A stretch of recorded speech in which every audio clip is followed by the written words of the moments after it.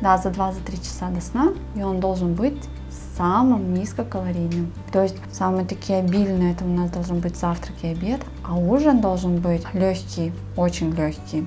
То есть это должна быть клетчатка, овощи и белок. Потому что человек все-таки, он в течение дня усиленно думал, усиленно что-то делал, какие-то у него были физические упражнения, то есть бегал куда-то, вставал, ходил по лестницам, то, соответственно, мышцам нужно восстанавливаться.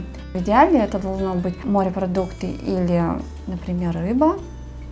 Можно курицу, индейку, кролика не воспрещается.